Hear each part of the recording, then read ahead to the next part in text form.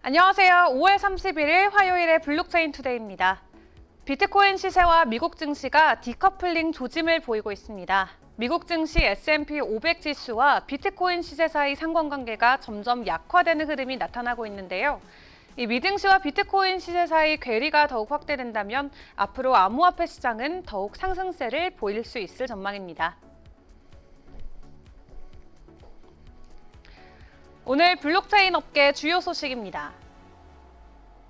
검찰이 폰지 사기 의혹이 제기된 암호화폐 루나와 테라 USD의 개발사인 테라폼랩스의 전직 개발자를 소환 조사하면서 본격적인 수사에 들어갔습니다. 서울 남부지검 금융증권범죄합동수사단은 최근 테라폼랩스 전 직원인 A씨를 참고인 신분으로 불러 조사했는데요. A씨는 테라 블록체인의 초기 개발 작업에 관여한 개발자인 것으로 알려졌습니다. 검찰은 당시 회사 내부에서도 시범 모델이 실패해서 루나와 테라 출시를 반대하는 의견이 있었다는 진술도 확보했는데요. 검찰은 권 대표 등 테라폼랩스 관계자들이 루나와 테라의 부실한 설계 결함을 미리 알고도 방치했는지 여부에 주목하고 있습니다. 또 검찰은 이 밖에도 의도적인 시세 조작이 있었는지, 국내 암호화폐 거래소에서 제대로 된 상장 심사 과정을 거쳤는지 등을 들여다보고 있는 것으로 전해졌습니다. 테라 2.0이 새로운 출발을 알렸지만 버그로 인해 피해가 발생한 것으로 알려지면서 주목받고 있습니다. 테라 2.0 공식 출시 이후 앵커 프로토콜의 대출 플랫폼에서 발생한 오라클 버그로 인해서 약 80만 달러 피해가 발생한 건데요. 이 커뮤니티를 통해 확산된 제보에 따르면 버그 발생 당시 앵커 프로토콜 내 루나 클래식의 오라클 가격 피드는 실제 가격과 괴리가 발생해서 한때 $5까지 치솟았습니다. 해당 버그를 발견한 한 사용자는 2천만 루나를 예치했는데요. 예치금 실제 가치는 약 20만 달러였지만 플랫폼은 이를 1억 달러로 인식했습니다.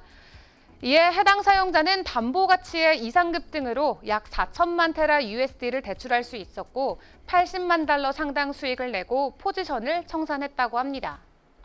다만 앵커 프로토콜 팀은 해당 버그 발견 직후 조치를 시작해서 추가 피해가 발생하지는 않았다고 전했습니다. 블록체인 산업 생태계 컨트롤 타워 역할을 맡은 블록체인 기술혁신지원센터가 올해 중에 부산에 생길 예정입니다. 부산시는 한국인터넷진흥원, 부산테크노파크와 업무 협약을 맺고 블록체인 기술혁신지원센터를 설립한다고 밝혔는데요. 이번 협약에 따라 부산시를 포함해서 이 3개 협약 기관은 총 사업비 37억 3천만 원을 들여 올해 말까지 부산 남구, 부산국제금융센터 8층에 블록체인 기술혁신지원센터를 구축할 계획입니다. 향후 센터는 지역 블록체인 기업을 육성하고 지원하는 컨트롤타워 역할을 하게 될 전망인데요. 구체적으로는 블록체인 개발 환경 및 테스트베드 구축, 지역 특화 산업과 융합한 블록체인 서비스 발굴 실증, 또 블록체인 융합기술 개발 자금 및 컨설팅 지원 등 블록체인 기업 종합 지원 체계를 마련할 예정입니다. 이를 통해 역외 기업 유치, R&D, 성장 프로그램 지원 등 국가와 지자체가 협력한 블록체인 기업 맞춤형 지원 체계가 구축될 것으로 업계 기대를 모으고 있습니다. 미래에셋 투자부문 계열사인 미래에셋캐피탈이 국내 NFT 프로젝트 메타콩즈에 투자했습니다.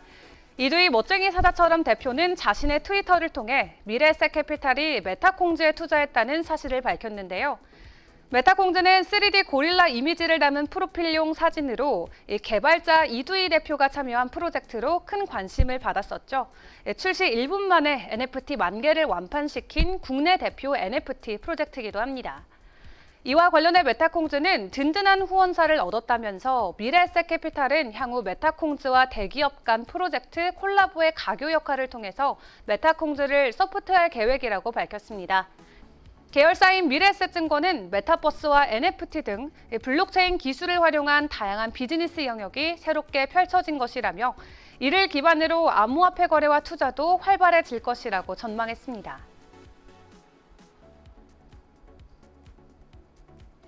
송영길 더불어민주당 서울시장 후보가 당선 공약으로 언급한 서울형 코인에 대한 비난이 커지고 있습니다.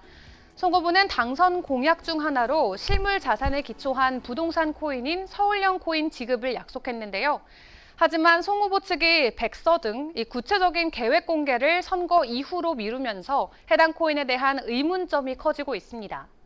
업계 관계자들은 부동산을 담보로 두면 이는 증권형 토큰이고 또 개발 이익금을 담보로 하면은 약속한 수익률을 지급하기 어렵다고 설명했는데요. 또한 실물 자산을 부동산으로 두게 된다면은 이것은 코인으로 보기가 어렵고 현재 한국에서는 이를 관할할 수 있는 법도 없다라고 지적했습니다. 정치인이 만든 코인을 사용하기에는 다른 코인에 비해 전문성과 신뢰도가 떨어질 수 있다는 목소리도 나오고 있는데요. 송 후보가 무슨 말을 하는지 도저히 모르겠다면서 표심을 얻기 위해 내놓은 공수표 중 하나라는 비판이 커지고 있습니다.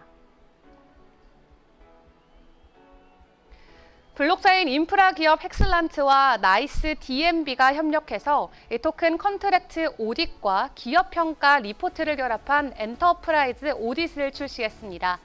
나이스 DMB는 국내 모든 기업을 아우르는 기업 신용 정보 인프라 기업인데요. 기업 신용 평가, 기술 가치 평가, 글로벌 기업 정보, 컨설팅 서비스 등을 제공하는 전문 평가 기관입니다. 오딧은 기업이 발행한 토큰의 기술적 결함이나 탈취 위험은 없는지 소스 코드를 검증하는 기술인데요. 국내 대부분 거래소는 토큰 컨트랙트 오딧 리포트 제출을 상장 전 필수 단계로 채택하고 있습니다. 현재 헥슬란트는 국내 약 200여 개 기업의 오딧을 수행하면서 컨트랙트 취약성 검증 사업을 하고 있는데요. 양사는 토큰 자체의 안정성만큼 토큰을 발행한 실기업 정보가 중요하다고 봤고 이번 사업으로 헥슬란트가 토큰 컨트랙트 오딧을 수행하고 나이스 DMB가 기업 정보를 검증해서 투명하고 신뢰 있는 정보 제공에 앞장설 예정입니다. 비트코인이 축적 단계에 돌입했다는 분석이 나왔습니다.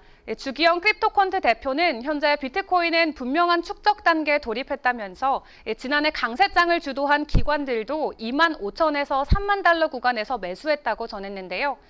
거시 환경이 향후 몇 달간 좋지 않을 것을 알고 있지만 매수를 안 할 이유는 없다라고 설명했습니다. 오늘 블록체인 투데이 여기서 마치겠습니다. 정오에 방영되는 블록체인 투데이 플러스에서는 실시간으로 암호화폐 차트 리딩과 소통의 시간 함께 하도록 하겠습니다. 시청해주셔서 감사합니다. 안녕.